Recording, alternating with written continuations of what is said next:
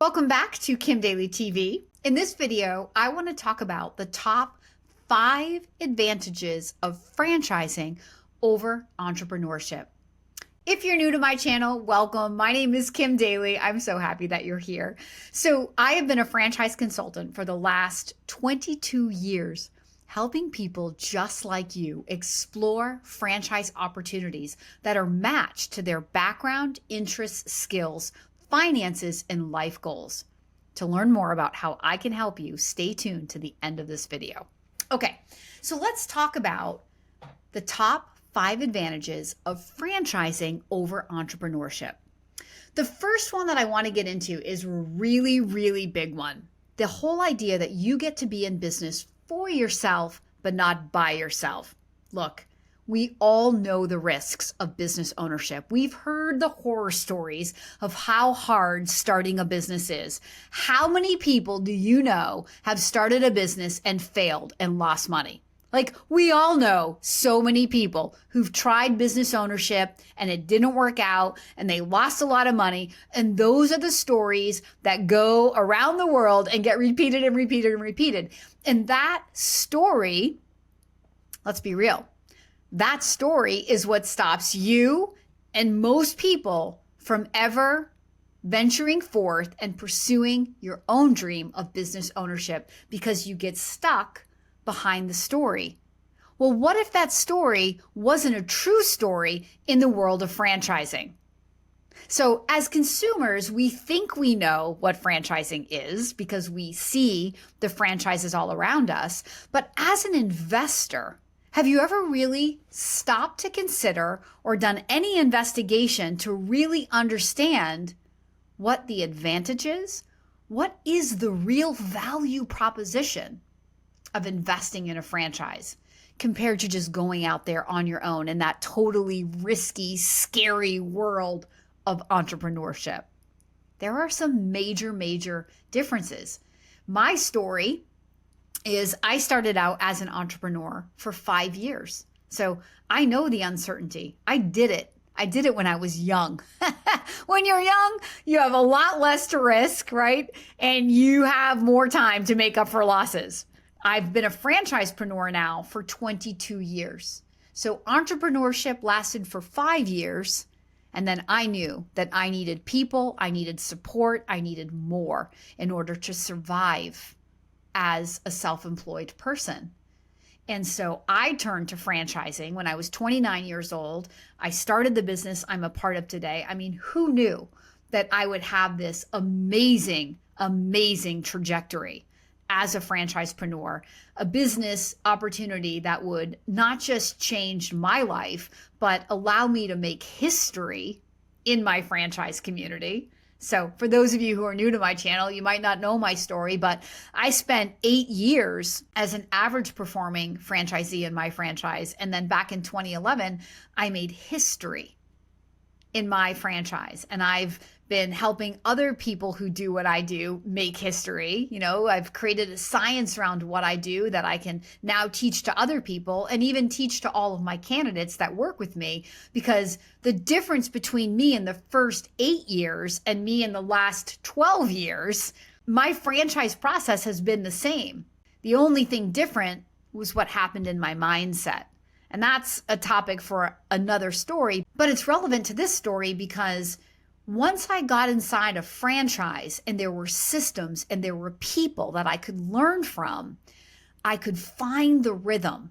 And once I then applied my own powerful goals and dreams to the proven process, well, the rest actually is history. So the whole idea of the first advantage of franchising is you're in business for yourself, but not by yourself. So you are not out there on an island. You're not in this massive world of uncertainty. You're not trying to figure things out on your own.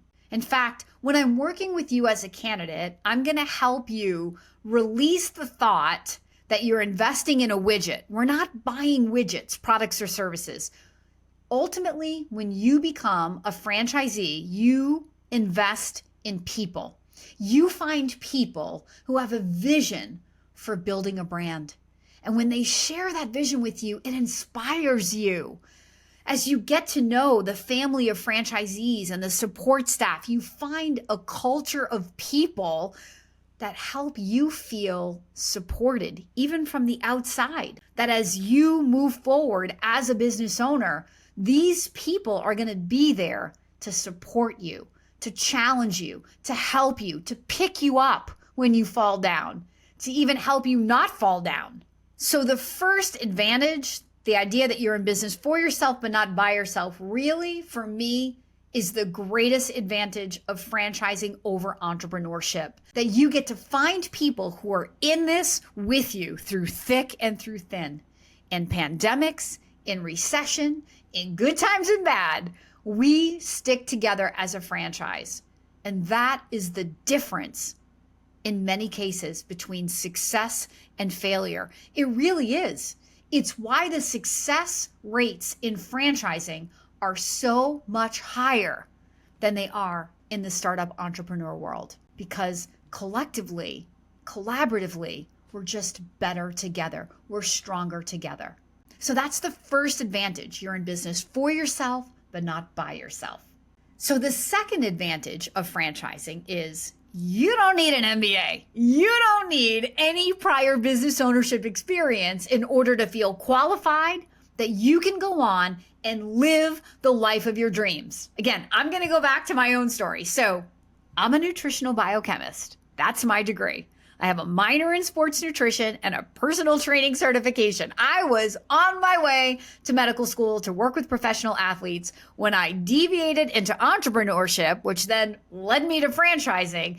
And here I am telling you that I made history as a franchise consultant. I forever changed the landscape in my franchise industry. So I am living proof that you do not need any special skill or an MBA or any prior business ownership experience, because nothing I did before becoming a franchisepreneur at FranChoice, what led me to my history making year, was a mindset shift. And I can teach you how to do that. So if a franchisor needs you to have a license or a special skill, they will tell you that. Nobody here is trying to sell you something and set you up to fail. This is an environment where the franchisor is in this for your success. If they have chosen franchising as a method of growing their brand, aka using other people's time and money to help them grow their brand versus their own time and money, right, to grow corporate stores, then they are here to support your success. So they're going to award you a franchise because they believe this is a mutually beneficial relationship. They're going to give you their business plan because you have goals for your life, because you have a personality that they believe they can coach and mentor, and because you want to be coached and mentored. So it's mutually beneficial, and that's what drives the success of a franchise brand. So again, if the franchisor needs you to have a special skill, they will require it. So don't limit yourself. Don't focus only on businesses that either don't require a special skill or are in industries that you know something about. In fact, I think that if you know how something should be done before you go into that franchise, sometimes that can limit your potential to be successful. I said it.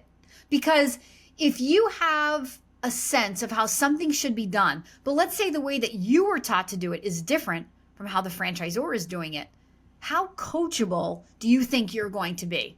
Well, following the franchisor's lead, that's like rule number one for success in a franchise. Well, how likely are you to follow their lead if your way is different than their way and you believe your way is better? You're not going to be very coachable.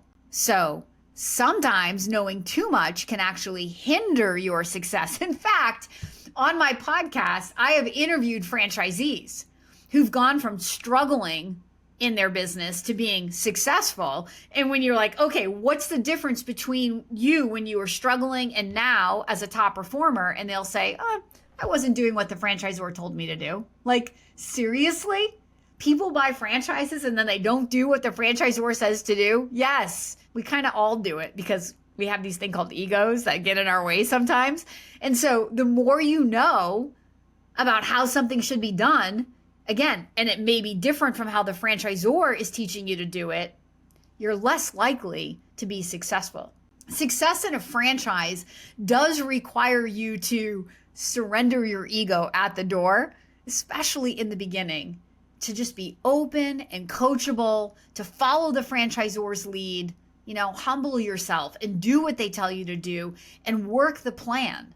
If you work the plan usually works. So don't limit your potential. Number one, because you don't have an MBA or prior business ownership experience and you think that that's a requirement in order to be successful in a franchise. That's absolutely untrue. And don't limit the options that you want to explore, because an option may need an employee with that special skill or a license.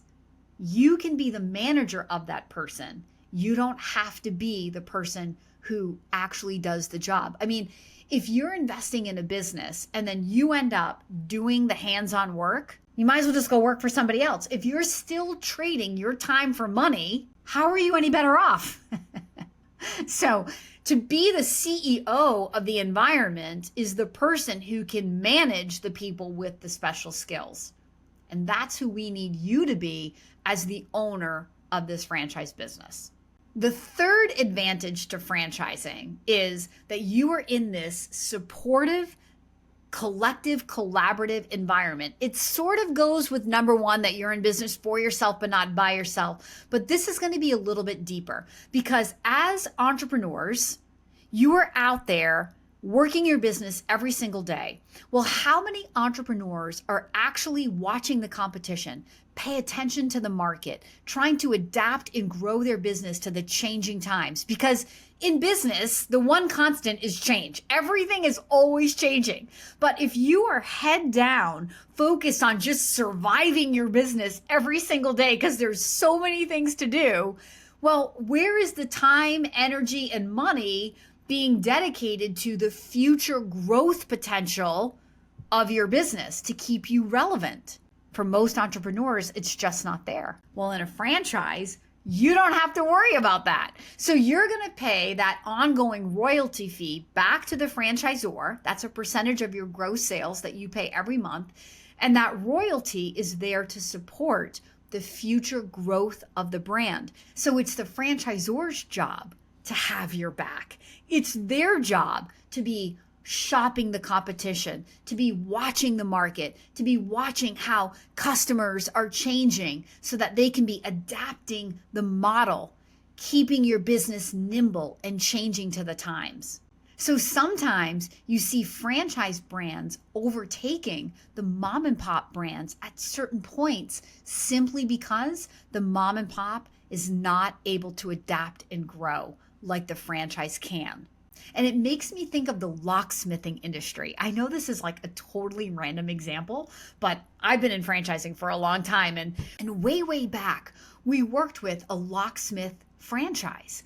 And over time, as we went from literally being able to pop a lock in a car with it. Remember, you used to be able to shimmy the coat hanger down and like pull it up, or you could call the police if you locked yourself out and they could unlock your car door. Well, you can't do that anymore with these electric key fobs. So the technology for locking our doors changed. Well, how many mom and pop locksmiths were able to adapt with that? Not too many. There aren't even that many mom and pop locksmiths around today. But one of the largest locksmithing companies in the country is a franchise, and they're still around because in many cases, they were the ones like advancing the technology for the locksmithing industry. And so they were the ones to survive. They started gobbling up the mom and pop businesses as they were going out of business, but the franchise was thriving. And it's all because of number 3, which is that you're working in this collaborative, supportive environment where there's ongoing research and development that keeps you relevant to the changing times. The fourth advantage to franchising over entrepreneurship is it's going to be way easier to find financing for your investment. So you may be a cash buyer, but Usually people figure out other people's money is a lot better than my own money, so I want to go get a loan. Well, when you are an entrepreneur, and especially if you're a first-time entrepreneur with no track record of success, and the banks know how risky entrepreneurship is, they are very unlikely to give you a loan. You might have to shop that loan through multiple resources and hear no, no, no, no, no. And sometimes that no is what freaks you out the most. And so you just think everybody's going to say no to me, and you stop shopping the loan. Well, in a franchise, even if it's your first time getting funded for a business loan, it's not the franchisor's first time. So the SBA, the Small Business Association that backs loans for local banks, they love franchising because there is a track record, and they know that with the right mentorship, you can be successful. So the banks are way more likely to loan money to you as a franchisee than as an entrepreneur. And in fact, if you're working with me, you're not going to have to go shop those loans on your own. Part of the service that I offer is to provide the resources to you to help you get pre-qualified for a business loan, because there's no way you're going to sign a franchise agreement and say, yes, I want to move forward if you don't have lending. In fact, most franchisors won't even award you the franchise until you have evidence that you have lending. But again, if you don't know these steps, how do you know which one comes first? When you work with me, I know the steps, and I'm going to help you get pre-qualified before you get to the end of your franchise investigation, so that when the franchisor awards you the franchise, you have your funding options in front of you. You might not know specifically how you're going to fund it, but you have the options, and that's what you need in order to confidently sign that franchise agreement and move forward. So the whole lending world just works really, really easily here in franchising, especially when you're working with someone like Kim Daly, who's literally marched thousands of people down this exploratory path over the last 2 decades of my life. Like, I know exactly where to help you go to help you get pre-approved for the loan that you want for the business that you're excited about. So the fifth advantage to franchising over entrepreneurship is the compounded growth for your exit strategy. So what does this mean? This means that while you are a franchisee, head down, growing your business, scaling your business in your local market, you're building this cash flowing asset. And this has value that when you go to sell it, you could put a multiple on it. Well, that's the same as an entrepreneur. However, the difference in franchising is while you're growing your brand in your local market, there are all these other franchisees in their local markets also growing their business and therefore growing the brand. When the brand wakes up in the customer's eyes and people know the brand, then the brand has brand equity. And brand equity can mean a higher resale value than no brand equity. So let me say it more clearly. If you own a mom and pop gym and you go to sell that gym, let's say that your gym is netting to you $100,000 a year and you think, I'm going to try to get $300,000 for this. So a 3 multiple of what you've built. Okay, awesome.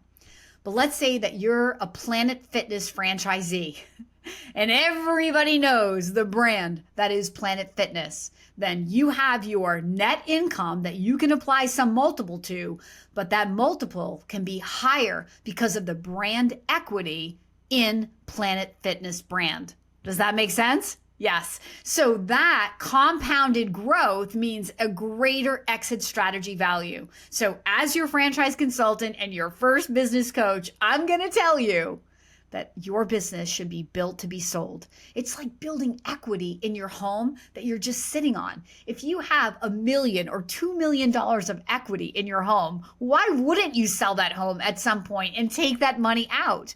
Well, the same thing would be true in your business. If you've been head down, growing and scaling a successful franchise, all the while the franchise has been growing all over the country, and now it's a national name brand that also has equity, you should 100% consider the exit strategy value, because in some cases, I've seen franchisees get 5x their EBITDA, 6x their EBITDA. I even have a close personal friend who cashed out for 8 times his EBITDA. Now that is an awesome exit strategy. These are just the top 5 advantages of franchising over entrepreneurship, but there are many, many more. I'd love to continue this conversation with you, but more importantly, if you're inspired by this conversation and you want to know, well, what are the franchises that match me, Kim? How do I work with you? What I want you to do is follow the link in the description below that will take you to my contact form, because my services are totally free. And here's what's going to happen. You're going to tell me a little bit about you. We're going to get on a phone call and I'm going to learn a lot more about you so that I can match opportunities to your background, interests, skills, finances, and goals.